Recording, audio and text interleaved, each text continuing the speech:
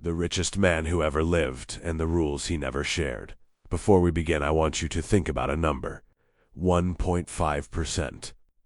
That is the share of the entire American economy that one single man controlled at the peak of his power. To put that in perspective, if someone controlled 1.5% of the American economy today, they would be worth over $4 trillion. That is more than Elon Musk, Jeff Bezos, and Bill Gates combined, 3 times over. That man was John Davison Rockefeller, and almost everything you have been told about how he did it is wrong. Welcome to Brutal Finance. We expose the harsh truth about money, wealth, and the system. And today, we go back to where modern wealth was truly born. By the end of this video, you will walk away with 5 rules that Rockefeller used to build the largest fortune in history. Rules that nobody teaches. Rules that work in 1870, and rules that work right now in your life with whatever you have today. Stay until the end, because rule number 5 is the one that changes everything, and it is the one that almost nobody ever talks about. This is the story of the richest man who ever lived, and the rules he never shared. Let's begin. Part 1. The beginning nobody talks about. John D. Rockefeller was born on July 8, 1839, in a small town in upstate New York called Richford. He was not born into privilege. He was not born with connections. He was not handed anything. His father, William Avery Rockefeller, was a traveling salesman and a con artist, literally. The man sold fake cancer cures to desperate people across rural America. He was charming, manipulative, and almost always absent. His mother, Eliza, was the opposite: strict, religious, disciplined. She ran the household on almost nothing and taught her children that every single penny had meaning. These two forces, a father who showed him how the world could be manipulated, and a mother who showed him the iron power of discipline, created something the world had never seen before. Young John kept a ledger from the age of 16. He called it Ledger A. In it, he recorded every single cent he earned and every single cent he spent. Not roughly, exactly. 5 cents for a ferry ride, 10 cents for a meal. Every transaction logged with precision. This was not an accounting exercise. This was a philosophy. Rockefeller believed that money was not just currency. Money was information. And information, carefully tracked, gave you power that nobody else had. Most people spend money and forget where it went. Rockefeller knew where every penny went before it left his pocket. That single habit, obsessive financial awareness, was the first rule of his empire. Rule number 1, track every dollar like your life depends on it. Because financially speaking, it does. And here is why this matters for you right now. Most people believe their financial problem is that they do not earn enough. Rockefeller would tell you that is almost never true. The real problem is almost always that people have no idea where their money actually goes. Fix the awareness first. The income follows. Part 2. The first fortune. At 16, Rockefeller got his first job as an assistant bookkeeper in Cleveland, Ohio. He was paid 50 cents a day. He saved almost all of it. By the time he was 20 years old, he had saved enough to go into business for himself. He partnered with a man named Maurice Clark and started a commodity trading business, buying and selling grain, meat, and other goods. The business did well, but Rockefeller was not satisfied with doing well. He was watching something happening in western Pennsylvania that nobody fully understood yet. In 1859, a man named Edwin Drake drilled the first commercial oil well in Titusville, Pennsylvania. The oil boom began almost overnight. But here is where Rockefeller showed his genius for the first time. And pay close attention here, because this single insight is worth more than any business school degree ever sold. While everyone else was rushing to drill oil, to find it, to dig for it, to gamble on striking black gold, Rockefeller did something completely different. He looked at the chaos of the oil fields and he saw a different problem.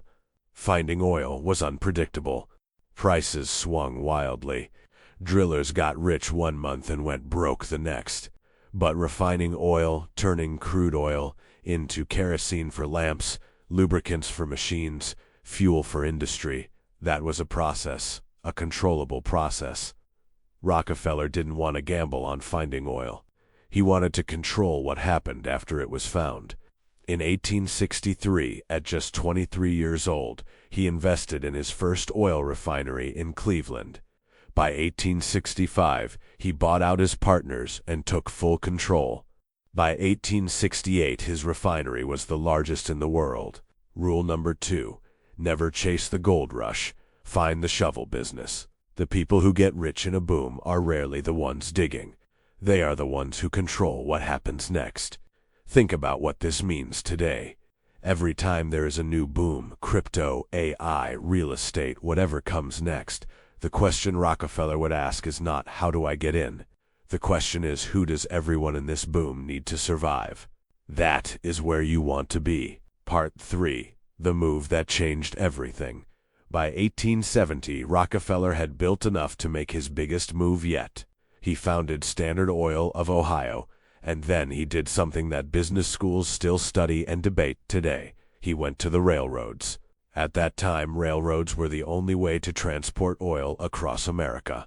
Without railroad access, your refinery was worthless. The railroads knew this and charged refiners whatever they wanted. Rockefeller negotiated in secret with the major railroads, including the powerful New York Central and Erie Railroad. He promised them something irresistible: guaranteed volume. He told them, if you give me drastically reduced shipping rates, I will guarantee you a massive, consistent volume of oil shipments every single week. Your trains will never run empty. The railroads agreed. Overnight, Rockefeller could ship oil at a fraction of the cost his competitors paid, and he didn't stop there. The railroads also secretly paid him a rebate, a kickback on every barrel his competitors shipped too. His rivals were unknowingly funding his expansion. This was called the South Improvement Company scheme. When it was exposed, the public was furious. Competitors were enraged. Politicians screamed. Rockefeller did not apologize. He did not slow down. He simply moved to the next phase. He went to his competitors one by one. He showed them his cost structure. He showed them that he could produce and ship oil cheaper than they could ever dream of. And he gave them a choice: sell to me at my price, or compete with me and lose everything. Most of them sold. Between 1870 and 1880, Standard Oil went from controlling 10% of American oil refining to controlling 90%. 90% in 10 years. Rule number 3. Control the infrastructure, not just the product.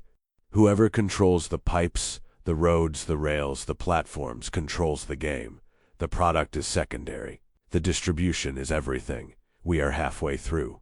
And I need you to stay with me now, because what comes next is the part of Rockefeller's story that almost nobody tells. The mindset behind the machine. The psychology that made everything else possible. This is where the real lesson lives. Part 4. The mindset nobody copies. By 1880, John D.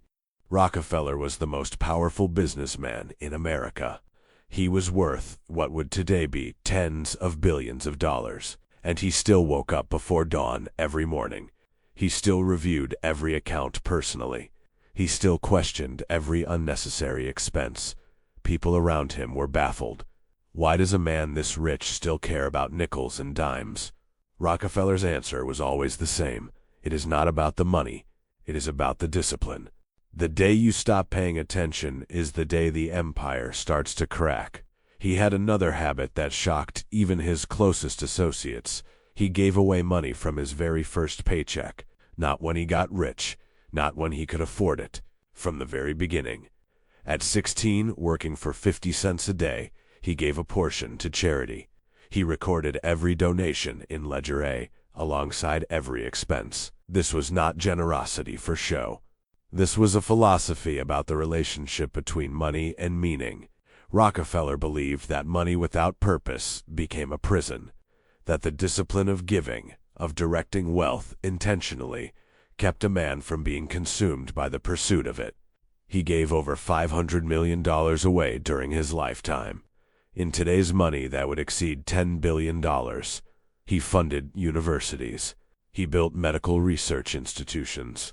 He essentially created the modern concept of the philanthropic foundation. But here is the brutal truth that most people miss about Rockefeller's generosity. It also served his empire. By being seen as a giver, a builder of schools and hospitals, he created a public image that partially shielded him from the political attacks that were coming. Rockefeller understood something that almost no businessman of his era grasped. Wealth at scale requires a narrative, not just profit. A story that justifies your existence to the public. Rule number 4, give intentionally and early. Not because it is virtuous, though it may be, but because the discipline of giving forces you to think about money as a tool rather than a goal. And tools can be controlled. Goals control you. Now we are getting close to rule number 5, the one I mentioned at the beginning. The one that Rockefeller himself considered the most important of all. Keep watching. Part 5. The Attack and the Response. By 1900, Standard Oil controlled not just refining, but pipelines, storage, distribution, and retail. It was not just a company, it was a system. A journalist named Ida Tarbell spent years investigating Rockefeller and published a devastating series of articles exposing Standard Oil's tactics, the secret railroad deals, the elimination of competitors, the manipulation of markets. The public was outraged. In 1911, the United States Supreme Court ruled that Standard Oil was an illegal monopoly and ordered it broken up into 34 separate companies.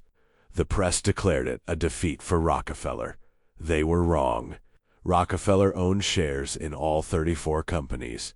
When the breakup happened, the combined value of those 34 companies quickly exceeded the value of the original Standard Oil, and Rockefeller became richer after the breakup than before it. Some of those 34 companies still exist today. You know them as ExxonMobil, Chevron, and BP. Rule number 5. Build systems, not just companies. A system survives attacks that would destroy a single company. When you are forced to divide, if the pieces are strong, you multiply. This is the rule that changes everything, because most people build income. Some people build businesses. But Rockefeller built a system so powerful that even the United States government could not destroy it. They tried to tear it down and accidentally made him richer. That is what a true system does. It converts every attack into fuel. Part 6. What you can actually copy starting today. Now here is the part most channels skip because it requires honesty. You are not going to build a monopoly. You are not going to control 90% of any industry. The regulatory environment alone makes Standard Oil impossible to replicate. But the principles underneath what Rockefeller did are completely available to you right now. Here is what you can actually copy starting today. Copy number 1. Keep a ledger, not an app that tracks your spending automatically. A ledger, something you actively write in or type into every single day. The act of consciously recording where your money goes changes your relationship with it. It forces you to confront your own financial behavior in a way that passive tracking never will. Rockefeller did this at 16 with 50 cents a day. You can do it too. Copy number 2. Find the infrastructure play. When you look at any industry, any market, any opportunity, ask yourself, where is the choke point? Who controls the flow? What does everyone in this space desperately need to move their product or service? That is where the real money is. Not in the gold rush, in the shovel. Today's infrastructure plays look different. They are digital platforms, distribution networks, payment systems, data pipelines. The principle is identical. Copy number 3. Give before you can afford to. Start directing a portion of your income, even a small portion, intentionally from the beginning. Not to charity necessarily, to any purpose beyond pure accumulation. This keeps your relationship with money healthy. It keeps money as a tool. It prevents the accumulation from becoming the entire point. Copy number 4. Build systems, not just income. A job gives you income. A business gives you leverage. A system gives you freedom. Rockefeller's genius was not working harder than everyone else. It was building a machine that worked while he slept, while he traveled, while he gave speeches. The question to ask about everything you build is, does this work without me? If the answer is no, you have a job. If the answer is yes, you have a system. Copy number 5. Control your narrative. In a world of infinite information, perception is a form of capital. How you are seen by your industry, your customers, your competitors, shapes what opportunities come to you and what attacks you can survive. Rockefeller understood this instinctively in an era before social media, before branding, before the modern attention economy. In today's world, this principle is more powerful than ever. Your reputation is infrastructure. Protect it like Rockefeller protected his pipelines. Conclusion: the brutal truth about Rockefeller. John D. Rockefeller died on May 23, 1937. He was 97 years old. He had outlived most of his enemies. He had outlived the company that bore his name. He had outlived the era that created him. Was he a good man? That is a complicated question that historians still debate. He was ruthless. He destroyed competitors without mercy. He used legal and illegal means to build his empire. He caused real harm to real people along the way. But the financial architecture he built, the principles underneath the tactics, those are as valid today as they were in 1870. Track your money obsessively. Control infrastructure, not just product. Build systems that work without you. Give intentionally from the beginning. Protect your narrative at all costs. These are not the rules of a different era. These are the rules of wealth in any era. Rockefeller never wrote a book. He never gave a course. He never sold a program. He just built, quietly, systematically, brutally, and that is the point. The richest man who ever lived did not talk about getting rich. He got rich. At Brutal Finance, we believe knowledge without action is entertainment. So take one rule from this video, just one, and apply it this week, not next month, not when you are ready. This week. That is how it starts. That is how it always started, even for him. Subscribe to this channel, because next we are going inside the mind of another man who changed the world of money forever. A man who turned $100 into 100 billion. A man who said, be fearful when others are greedy, and greedy when others are fearful. You already know his name. Stay sharp, stay brutal. We will see you next time.